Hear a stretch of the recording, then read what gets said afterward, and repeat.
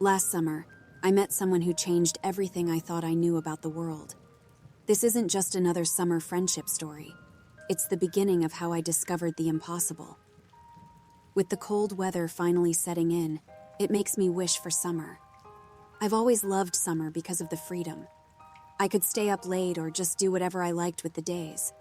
Now that I'm so close to being an adult, it's fully sunk in. I won't ever have that kind of freedom again. When I was 13, I met someone I'll never be able to forget. He was what I thought summer represented. I hope letting others know about our time together makes it so he doesn't fade away into a hazy memory. It was humid on the day we met. I walked down to the corner store to buy popsicles with my small stash of change. The streets were empty. The town I lived in had a low population, but on hotter days, it was as if no one lived there at all. With my treat in hand, I left the store without a plan for the rest of the day. I prayed for rain to come to cool off our small town. I first noticed him on my walk back home. An old cemetery was across the street from the store where I bought snacks from. Since I walked by it 100 times, the place didn't spook me like some of the other kids my age.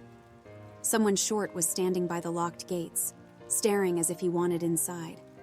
A large straw sun hat on his head with almost white, blonde, shoulder-length hair spilling from under it. At first, I assumed he was a girl because of the longer hair.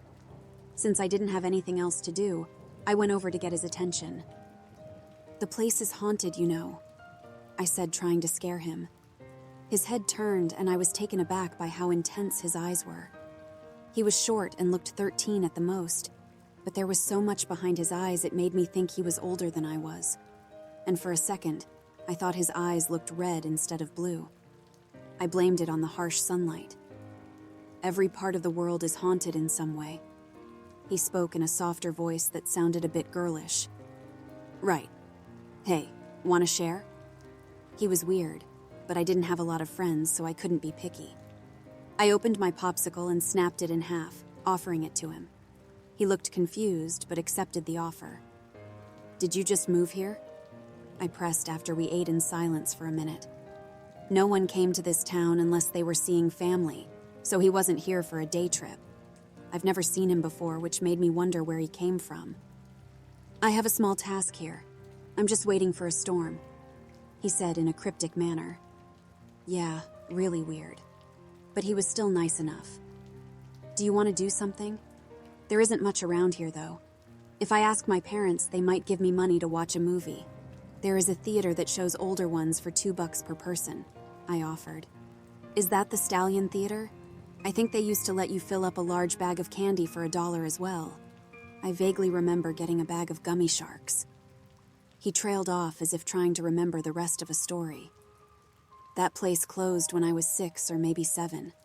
I heard it was pretty awesome. The ticket prices were a lot, but the food was dirt cheap. The new theater is the other way around. Did you grow up here or something?" I hadn't heard anyone but my parents mention that place after it closed. Maybe he moved away around that time. Or something. Another weird answer. I finished off my popsicle, ready to spend the rest of the day hanging out with my new friend, regardless of how odd he was. "I'm Evan. What's your name?" I said. I would have offered to shake hands, but mine were sticky from my treat.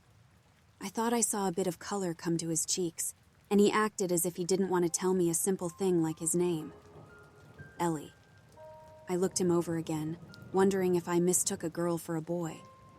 He was on the smaller side, but I was positive he was a guy under his baggy t-shirt and shorts. It must be a cute nickname. Whatever. A kid at school went by Donkey, so who cared if Ellie's name was a bit girlish? "Ellie is a girl's name," a voice from behind us spoke. For a larger kid, Tommy sure could sneak up on people. I hated Tommy. He claimed people didn't like him because of his weight, but it was because he was a dick. No other way to say it. He caused problems whenever he could, then cry victim until you told him to grow up. He honestly acted like a poorly written school bully on kids' shows. "If he's a boy, then Ellie is a boy's name," I said back, knowing it was just going to make him angry. "And you have a girl hat." With one swift movement, Tommy grabbed Ellie's hat off his head. The bully was taller than us and looked at least 3 years older. I often just took the abuse knowing I couldn't physically do anything about it. Did you Daddy give you this hat? Tommy mocked, ready to act if we fought back. Yes, in fact he did, Ellie said, his tone perfectly calm. His skin was pale, so he needed that hat to not get burned. Tommy sneered and then dropped the hat to the ground. I saw his foot rise, ready to stomp it flat. Ellie did something I didn't expect. He charged forward, knocking Tommy to the ground. I scooped up the sun hat and started running. Tommy shouted, his face red from anger. His long legs easily caught up with us. He grabbed Ellie by the hair to pull him back. I shouted, praying an adult would see this before the smaller boy got hurt. Ellie didn't take the abuse lightly. He bit Tommy so hard he drew blood. He was tossed to the ground, scrapped his elbows, but he did not let up. With another football tackle, he got Tommy on his back. He sat on his chest and gave the bigger kid a few good punches to the face. I needed to drag him off for us to make our getaway. Ellie shouted some threats as we left. We ran until we couldn't anymore. We collapsed, faces red and breathing heavily. If Ellie hadn't fought back, Tommy would have ruined the hat and left us alone. I handed the rescued sun hat over to him, wondering why he exploded the way he did. My adopted father gave me this, Ellie explained after he recovered. That made sense. No wonder he so fiercely protected it. Tommy wasn't the best person, so getting put in his place for once wasn't the end of the world. In that short interaction, Ellie turned into my hero. I offered to let him come over to my house to get cleaned up. He refused and said he would meet me at the theater after I got more pocket money from my parents. They gladly gave me some when they heard I made a new friend. I lived close to Tommy, and I half expected him to come and find me. Thankfully, he kept his distance that day. When I needed to head home after the movie, Ellie didn't give me a way to contact him. I had email and some social media accounts I only used to chat with friends on, but no cell phone. I just had a shared computer at home. We picked out a meeting spot so we could hang out again the next day. Ellie was late. I wanted to walk along the trails in the woods. I almost went without him. When he arrived, he apologized, saying he had something else to do that day. I easily forgave him so we could start the hike. He wasn't very talkative, and yet he didn't seem indifferent. We took a break after a few hours for me to share the lunch my mother packed and to catch grasshoppers. Ellie didn't seem to understand the appeal of catching bugs. It was as if he hadn't had the chance to just be a kid. He wanted to act like one, though. His almost adult personality held him back a little.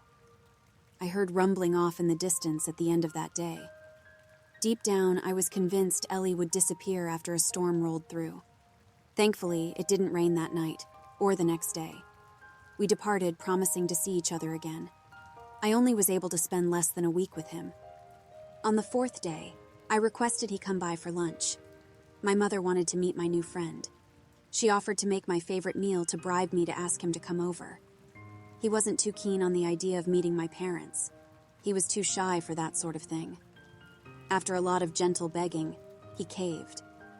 I met him at the store so we could walk to my place together. We hadn't seen Tommy since Ellie beat him up. The threat of him had left our minds. That was until we started to walk by his house.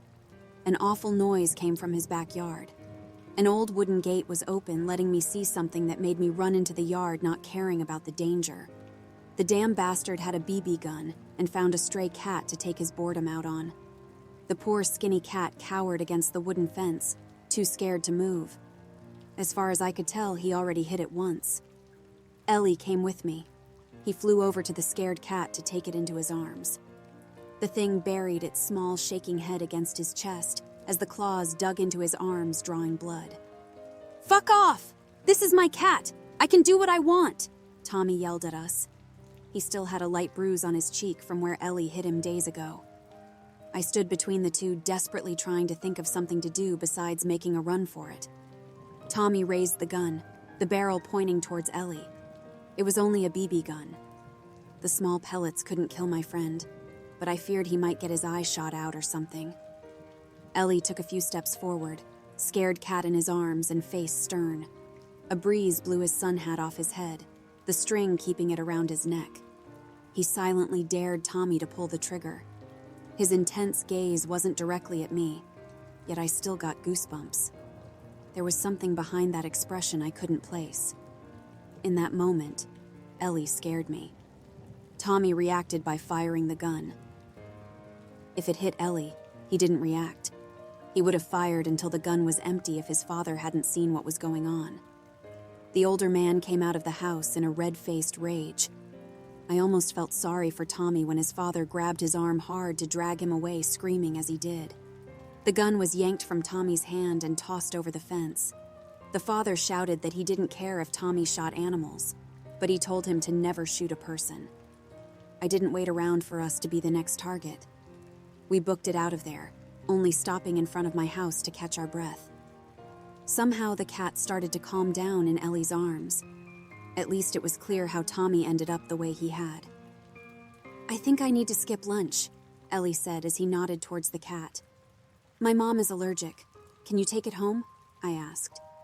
"I know someone who can take care of it, but cat aside, it seems I'm needed elsewhere." I followed his gaze down the street. A tall figure stood beside a telephone pole. He wore a large overcoat and a hat to keep his face in the shade. The guy gave me the creeps. He was the type of person parents warn kids to never go near. Ellie wasn't scared in the slightest. "I'll see you later." I let him leave. Questions started in my mind, wondering just who Ellie was. He never gave me a last name or anything about himself. I knew he was a nice kid, and yet there was something else to him. My mother was disappointed that I didn't bring a friend over. I told her we found an injured cat and Ellie took it home. Nothing about Tommy or the BB gun. His parents didn't call mine, which was a relief. I didn't want to deal with any of that. We now needed to be extra careful to avoid Tommy for the rest of the summer. Sadly, that did not happen. The day after the cat incident, I went to the store like usual. To my surprise, I saw Ellie by the drink coolers looking over the choices. He smiled when he saw me, but his expression changed when he caught sight of something behind me. I looked over to see nothing but rows of snacks. "How's the cat?" I asked as I picked out a bottle of pop. The ones in the glass bottles cost more, but always felt super fancy when I was younger. I got one for us both. "She's fine. I'm glad we got to her when we did," he said, but then suddenly lowered his voice. "Have you ever heard of Bullfrog Pond?" With how he pulled in closer, it made me think he was about to tell me a secret. I nodded. I knew of it. The small pond was so deep off the trails, I never really bothered going there just for some frogs. Honestly, I've barely seen any frogs around here. Just toads. "Sneak out and meet me there at midnight," Ellie said in a half-whisper. I nodded, confused about why he would ask such a thing. There were no local ghost stories related to the pond. In fact, the pond wasn't special at all. So why ask me to meet me there? We picked out a few more snacks after the short conversation. When I was at the counter to pay, I heard a bell ring. I looked over just as I saw Tommy leaving the store. I wondered why he left without bothering us. Then I realized he wouldn't want to mess with us in a public area. With later plans set, we hung out for a few more hours. Dark storm clouds rolled in, so I went home early that day. The clouds hovered all night, threatening a storm at any moment. I considered staying home that night. I've never had a reason to sneak out before, and if it did storm, I risked getting caught in the rain while in the woods.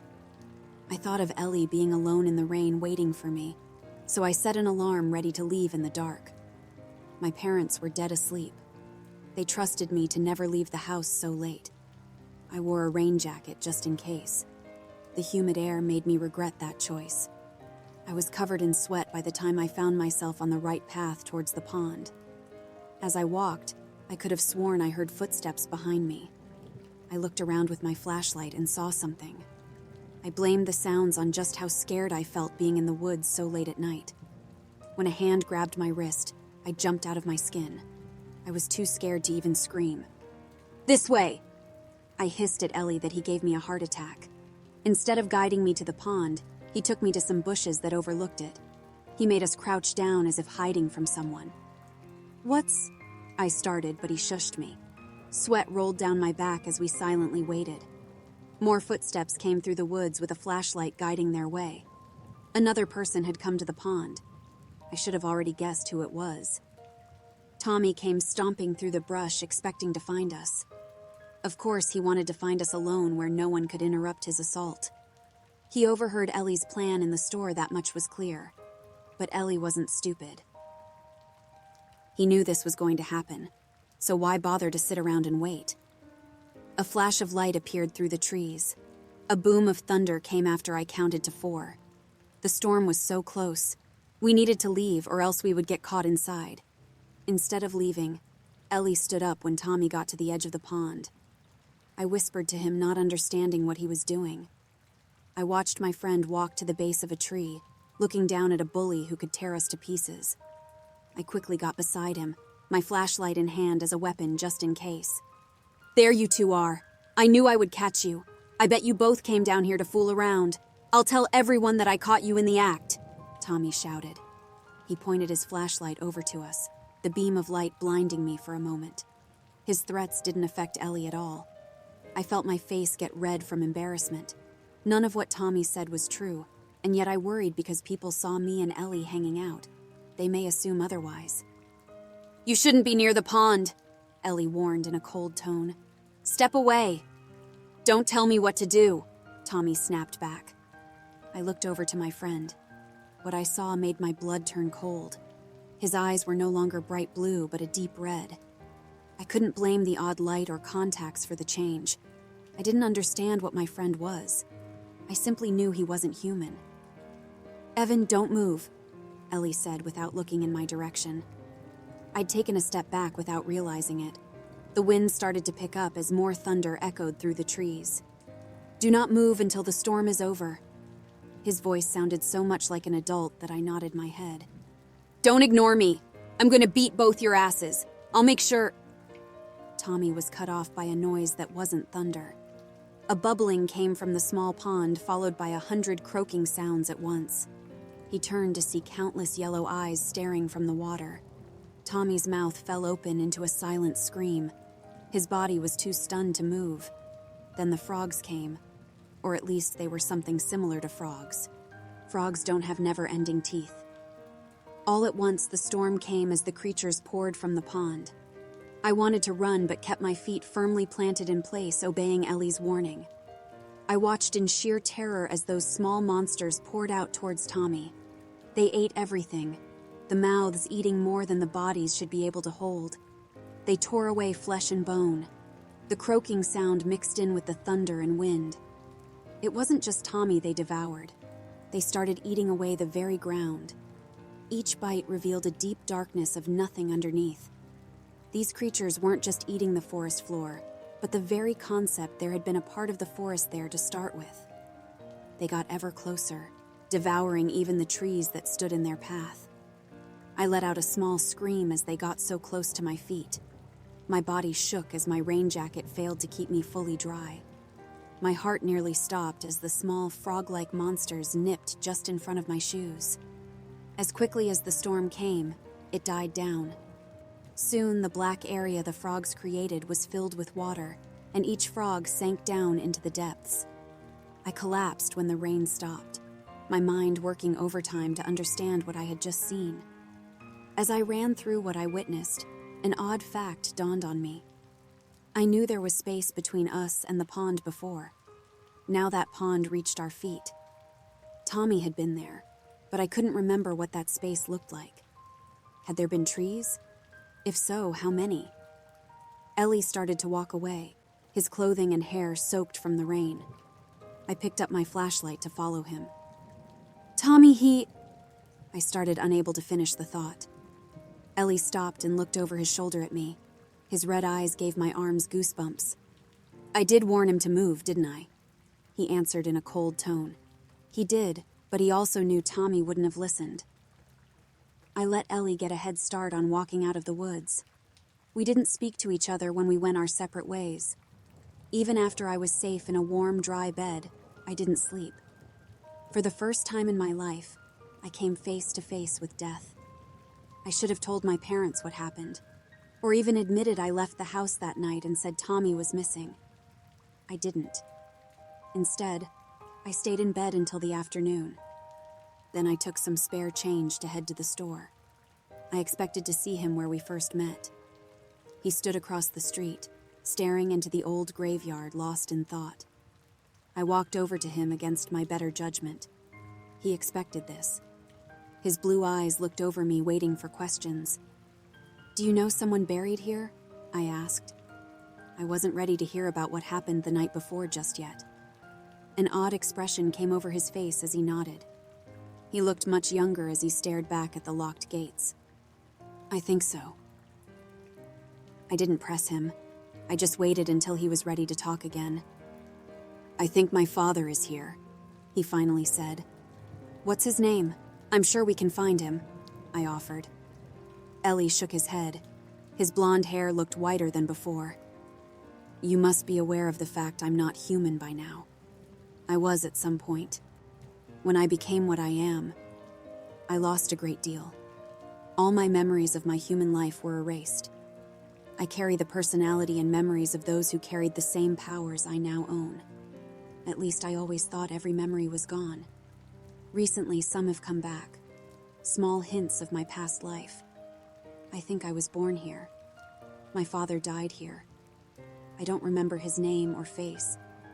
I have a feeling he was buried here, and yet I cannot be certain." I nodded with my stomach feeling heavy. I didn't know how I would deal with Ellie's situation. He knew he was missing so many important things without any way of getting them back. The clearest memory of him is us walking down a street. I must have been young because he was so tall. The sunlight was far too bright to see his face. I held his hand as we walked. I felt safe.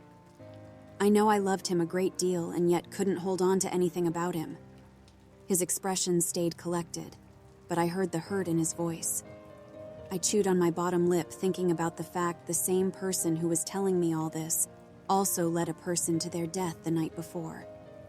I decided I wanted to do something regardless of if it was a dumb idea or not. I cupped my hands beside my mouth and started to shout towards the graveyard. "Hey, Ellie's dad! He forgot where you are, but he wanted to come and see you. He misses and loves you a lot." My face went red as I listened to the empty street, almost expecting a response. Not a single car drove by, leaving us completely alone under the summer sun. "Do you think he heard me?" I asked as I looked over to Ellie.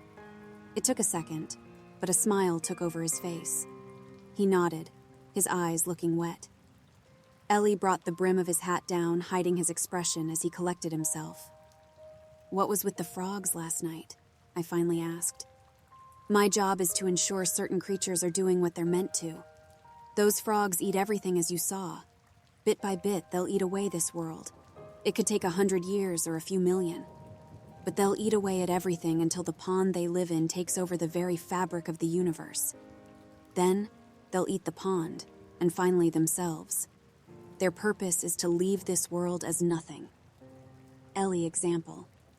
His voice and demeanor changed back to how he acted last night.